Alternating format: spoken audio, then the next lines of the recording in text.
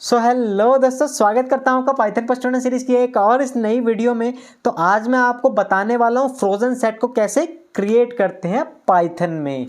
चलिए दोस्तों, बिना कुछ देरी के वीडियो को शुरू करते हैं।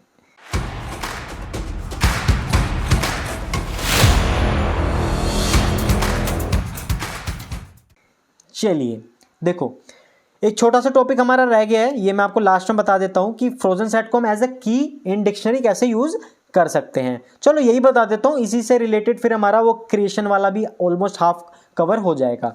तो देखो, ये वाला टॉपिक मैंने आपको बोला था कि मैं आपको अगली वीडियो में बताऊंगा, यानी कि इस वीडियो में बताऊंगा। तो चलो मैं आपको बता ही देता हूँ। तो सबसे पहले मैं आपको एक सिंपल सी चीज़ बताता हूँ कि फ्रोजन सेट को कैसे क्रिएट करते हैं। ठीक है, तो देखो मैंने पाइचार्म ओपन किया अपना। अब देखो, फ्रोजन सेट को डायरेक्टली क्रिएट करने का कोई तरीका नहीं है, मुझे एज अ इनबिल्ट फंक्शन ही यूज करना पड़ेगा फ्रोजन सेट बनाने के लिए। ठीक है, देखो मान लो मैंने एक सेट बनाया 1 2 3 4, ये मेरा एक सेट है। ठीक है, अगर मैं इसका टाइप प्रिंट कराऊं तो ये मेरे को सेट मिलेगा। ठीक है, टाइप ऑफ एस, तो ये क्या है, ये एक सेट है। अब मैं इसको फ्रोजन सेट बनाना चाहता हूं, तो यहां पे मैं सिंपली क्या करूंगा, यहाँ पे सिंपली एफ एस एक वेरिएबल लूँगा, फ्रोजन सेट का मेरा एक फंक्शन है उसको कॉल करूँगा, और जो मेरा सेट बना हुआ है जिस वेरिएबल में, वो वेरिएबल मैं यहाँ पे पास कर दूँगा। और सिंपली वही चीज़ है, अब मैं यहाँ पे इसका टाइप प्रिंट करा लूँगा, एफ एस का टाइप मैं यहाँ पे प्रिंट करा लूँगा। तो अब मुझे क्या मिलेगा, सेट फिर फ्रोजन सेट। तो दैट मीन्स कि जो मेरी सेट थी वो फ्रोजन सेट में कन्वर्ट हो चुकी है। अब आप अगर इसमें कुछ ऑपरेशंस परफॉर्म करोगे ना, तो वो आप इसमें नहीं कर सकते, जो मैंने आपको पिछली वीडियो में बताया था। तो मान लो मैं यहाँ पे एफ एस को प्रिंट करता हूँ। ठीक है, मैंने यहाँ पे एफ एस प्रिंट किया, ये देखो फ्रोजन सेट 1 2 3 4। ठीक है, तो अब मान लो मैं इस एफ एस में कुछ ऑपरेशंस परफॉर्म करता हूँ, एफ डॉट एड। मैं क्या कर रहा हूँ, मैं 50 ऐड करना चाह रहा हूँ फ्रोजन सेट में। ठीक है, फ्रोजन सेट में मैं 50 ऐड करना चाह रहा हूँ। तो अब मुझे क्या मिलेगा, अब मुझे मिलने वाला है एट्रीब्यूट एरर। ठीक है, अब मुझे मिलेगा एट्रीब्यूट एरर। तो अगर मैं फ्रोजन सेट में कुछ ऐड या रिमूव करने की कोशिश करूंगा तो मुझे मिलने वाला है एट्रीब्यूट एरर। अगर मैं 1 को रिमूव भी करना चाहूँ तो भी मुझे एट्रीब्यूट एरर ही मिलेगा। ठीक है, तो that means that's the proof कि मैं फ्रोजन सेट में कुछ भी चेंज नहीं कर सकता।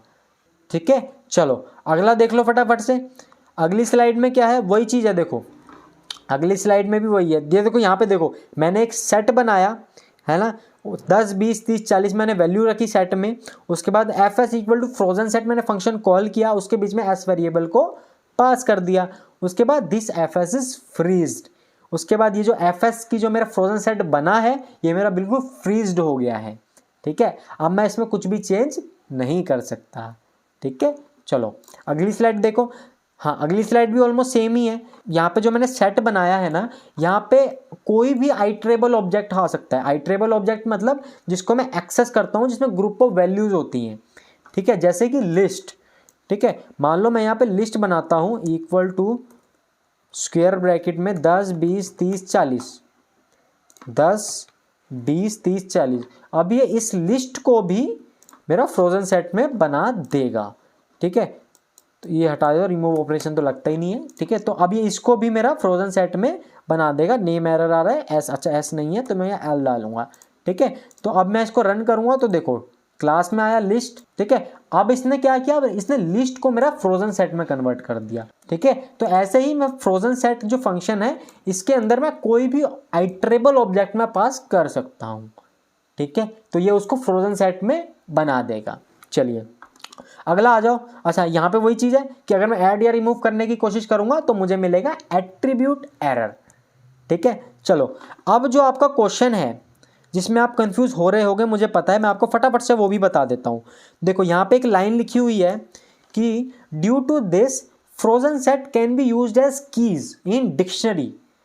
ठीक है, अब फ्रोजन सेट मेरा इम्यूटेबल है, तो इसकी एडवांटेज ये है कि मैं उसको एज ए की यूज कर सकता हूं, एज ए की यूज कर सकता हूं। अब कैसे, आ जाओ इधर फटाफट से पाइचार्म में आओ। अब देखो मान लो मैं एक डिक्शनरी बना रहा हूं। ठीक है, मैंने एक डिक्शनरी बनाई। मैं नॉर्मली क्या करता हूं, मैंने यहाँ पे की दी, यहाँ पे मैंने दी वैल्यू, ए मेरी की, 1 मेरी वैल्यू है ना, बी मेरी की, 2 मेरी वैल्यू। अब मैं चाहता हूँ कि मैं फ्रोजन सेट को एज ए की रखूँ।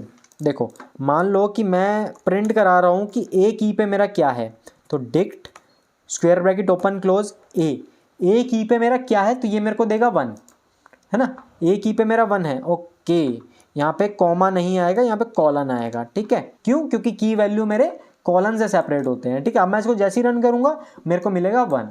ठीक है, मुझे यहाँ पे 1 मिला। अब मान लो मैं इसकी की को मैं एक फ्रोजन सेट में रखना चाहता हूँ, समझ रहे हो?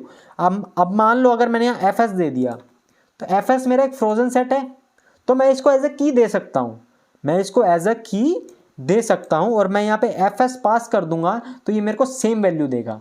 देख रहे हो, सेम वैल्यू देगा मेरे को। तो दैट मीन्स कि मैं फ्रोजन सेट को एज ए की इन डिक्शनरी रख सकता हूँ, जबकि मैं सेट को नहीं रख सकता।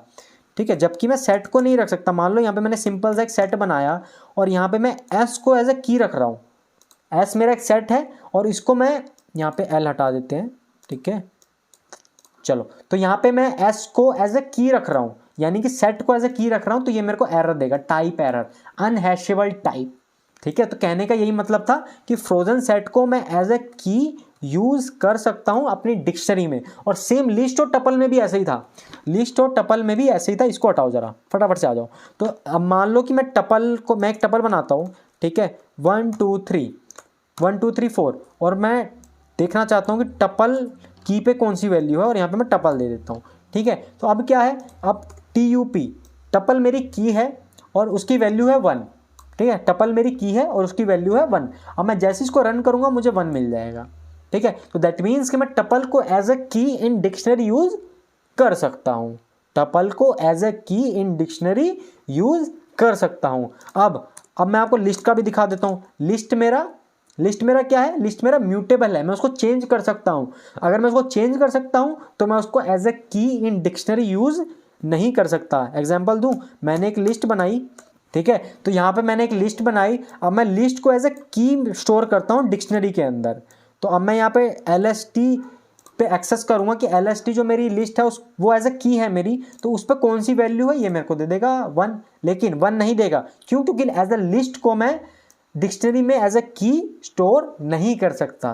ठीक है, अनहैशेबल टाइप, मतलब वही है कि लिस्ट मेरी म्यूटेबल होते हैं, तो इस वजह से मैं अपनी डिक्शनरी में उसको एज ए की यूज़ नहीं कर सकता। मैंने आपको ये वाला पॉइंट बताया है, ये देखो मैंने आपको अभी डिफरेंस एक बताया था ना, वीडियो नंबर देख लेना कौन सी है।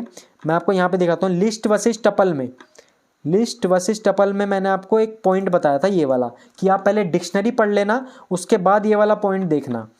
ठीक है, उसके बाद ये वाला पॉइंट देखना। कहाँ गया यार, ये देखो, आजा मेरे भाई, आजा। ये देखो ये वाला point, keys for dict, list objects can not be used as keys in dictionary. मैंने आपको प्रैक्टिकल बता दिया ना कि लिस्ट ऑब्जेक्ट्स मेरे एज ए की डिक्शनरी में यूज नहीं हो सकते, और टपल जो है मेरे वो एज ए की इन डिक्शनरी यूज हो सकते हैं। तो ये मैंने आपको इसलिए नहीं बताया था इस वाली वीडियो में, लिस्ट वर्सेस टपल की वीडियो में, क्योंकि तब तक आपने डिक्शनरी नहीं पढ़ी थी। अब आपने डिक्शनरी पढ़ ली है तो मेरे को लगा कि आपको बता देना चाहिए। ठीक है, तो ऑलमोस्ट आपके सारे चीज़ ख़त्म हो चुकी हैं, अब बस थोड़े से प्रैक्टिकल बचे हैं। अगली वीडियो में हम लोग 5-7 प्रैक्टिकल्स करने वाले हैं प्रोग्रामिंग लैब के, और इसके बाद ये वाली प्लेलिस्ट आपकी हो जाएगी ख़त्म। अगली वीडियो में मैं आपको बताऊंगा write a program to calculate number of digits in a number. ठीक है, सो चलिए दोस्तों, उम्मीद करता हूँ आपको ये वीडियो पसंद आई होगी। वीडियो पसंद आई हो तो वीडियो को लाइक ज़रूर कर देना और अपने दोस्तों के साथ ज़रूर शेयर करना, और कमेंट बॉक्स में अपना कोई भी डाउट हो मेरे को पूछ लेना, मैं आपकी ज़रूर हेल्प करूँगा।